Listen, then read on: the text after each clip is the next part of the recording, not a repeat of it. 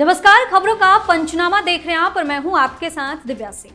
हम लेकर आए हैं देश और दुनिया की 5 बड़ी खबरें, जिस पर चर्चा के लिए हमारे साथ स्टूडियो मौजूद है कैपिटल टीवी के editor in chief doctor Manish Kumar. Doctor साहब, स्वागत है आपका। धन्यवाद। सबसे पहले एक नजर आज की टॉप हेडलाइंस पर। नमो ऐप के जरिए पीएम मोदी ने की वर्चुअल रैली, बूथ कार्यकर्ताओं से की बात, बोले इस बार तोड़ दे पिछले सारे रिकॉर्ड। अरविंद केजरीवाल के हिरासत के खिलाफ याचिका पर हाईकोर्ट में सुनवाई, ईडी ने रखा अपना पक्ष, केजरीवाल को बताया घोटाले का मुख्य साजिशकर्ता। आप नेता संजय सिंह की रिहाई, कोर्ट ने तय की जमानत की शर्तें, दिल्ली एनसीआर छोड़कर नहीं जा सकेंगे, जांच में करना होगा सही। छत्तीसगढ़ में कांग्रेस नेता चरणदास महंत का विवादित बयान, पीएम नरेंद्र मोदी को लेकर कही बड़ी बात, बीजेपी ने किया पलटवार। एक तरफ राहुल गांधी ने वायनाड से भरा नामांकन, प्रियंका के साथ 1 घंटे किया रोड शो, दूसरी तरफ कांग्रेस नेता दे रहे इस्तीफा। सबसे पहली खबर में बात पीएम मोदी की। प्रधानमंत्री नरेंद्र मोदी ने नमो ऐप के माध्यम से यूपी के भाजपा कार्यकर्ताओं से बातचीत की। पीएम ने कहा कि पोलिंग बूथ पर विजय ही किसी भी चुनाव में जीत की आत्मा होती है और कार्यकर्ताओं को आगामी लोकसभा चुनाव में अपने बूथ के पिछले सारे रिकॉर्ड तोड़ने के लक्ष्य के साथ काम करना होगा। मोदी ने उत्तर प्रदेश में तीसरे चरण में होने वाले चुनाव के तहत आने वाली 10 लोकसभा सीटों के सभी बूथों के कार्यकर्ताओं को नमो ऐप के माध्यम से संबोधित किया। उन्होंने कहा कि हम चुनाव में कितनी ही बड़ी विजय प्राप्त करने की इच्छा रखते हो, लेकिन जब तक पोलिंग बूथ नहीं जीतते हैं तब तक चुनाव जीत ही नहीं सकते। एक बार फिर से नमो ऐप के जरिए कार्यकर्ताओं को संबोधित किया। देखिए, प्रधानमंत्री क्या डेमोन्स्ट्रेट करना चाह रहे हैं कि वो एक प्रोग्रेसिव, फॉरवर्ड लुकिंग, टेक्नोलॉजिकल सेवी, वो बिल्कुल ही मॉडर्न तरीके से प्रचार प्रसार कर रहे हैं, रैलियां भी कर रहे हैं, बाकायदा कार्यकर्ताओं के साथ इस तरह का वर्चुअल मीटिंग भी कर रहे हैं। वो बता रहे हैं कि भाई लाइटली मत लेना, चुनाव जीत रहे हो कोई बात नहीं, लेकिन अपने अपने बूथ के ऊपर जो है वो ध्यान दो, बूथ पे जो ज़्यादा से ज़्यादा मतदान गिरे तभी हम जीत हासिल कर पाएंगे। और दूसरी तरफ देखिए, अभी तक टिकट बंटवारे का कोई फैसला ही नहीं हुआ है। बिहार में प्रॉब्लम, महाराष्ट्र में प्रॉब्लम, हर जगह प्रॉब्लम ही प्रॉब्लम, लोग छोड़ छोड़ के भाग भी रहे हैं। तो ये बता रहा है कि आप देखिए, प्रधानमंत्री मोदी ने आज किस बूथ के कार्यकर्ताओं से मुलाकात की या वर्चुअल मीटिंग की? 3rd फेज के, मतलब फर्स्ट और सेकंड फेज हो चुका, यहां तैयारी पूरी हो गई।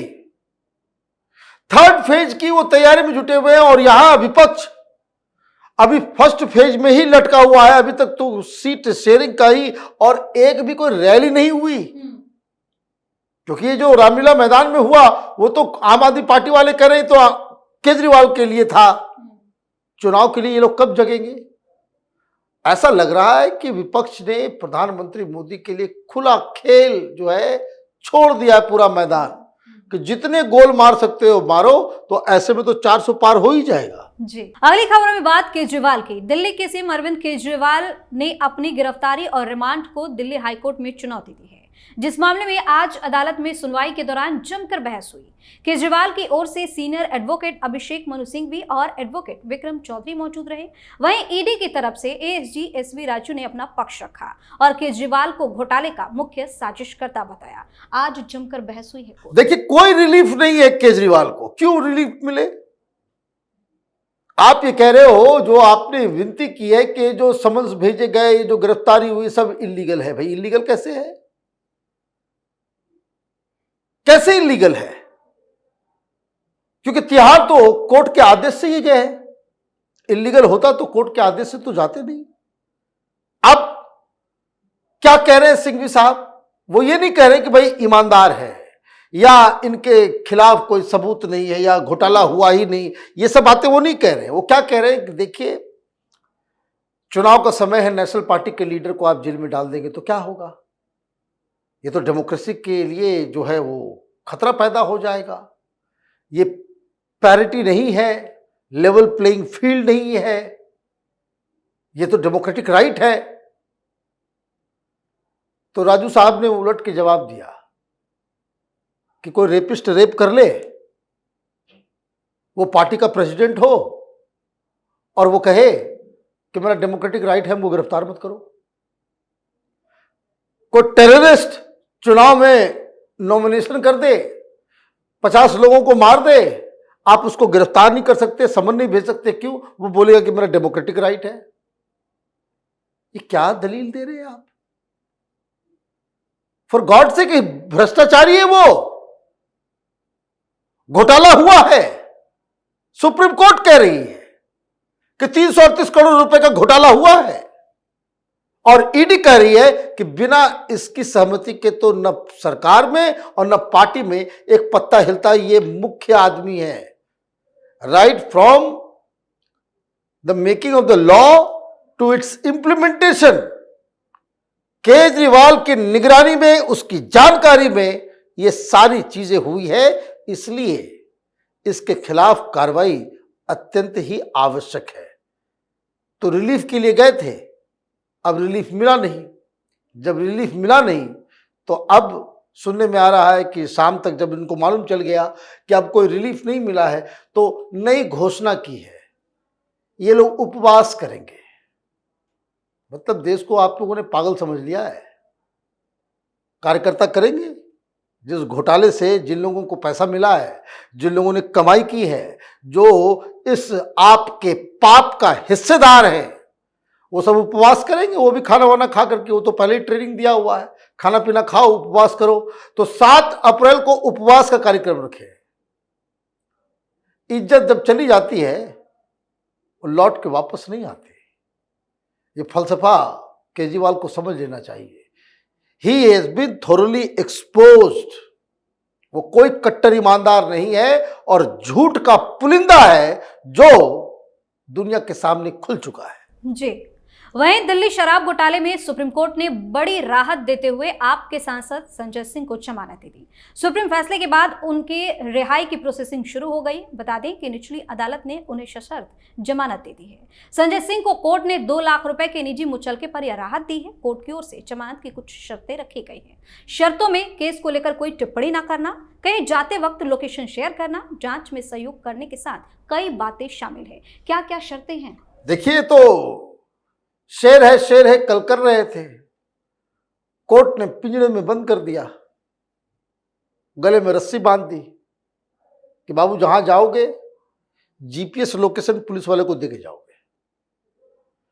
कंटिन्यूअसली किसी संदिग्ध आदमी से मिलोगे नहीं, केस के ऊपर कुछ बात नहीं करोगे। तो बात क्या करेगा? क्या बात करेगा फिर ये? इलेक्शन कैंपेन में ये केजरीवाल जेल में है, नहीं बोल पाएगा। वो नहीं बोल पाएगा कि भाई मोदी सरकार जो है आम आदमी पार्टी के नेताओं को जेल में डाल रही है, शराब घोटाला कोई घोटाला नहीं था। तो करेंगे क्या? अब जैसे ही खबर आई कि भाई ये रिहा होने वाले हैं, कई सारे लोग व्याकुल हो गए, खुशियां मनाने लग गए।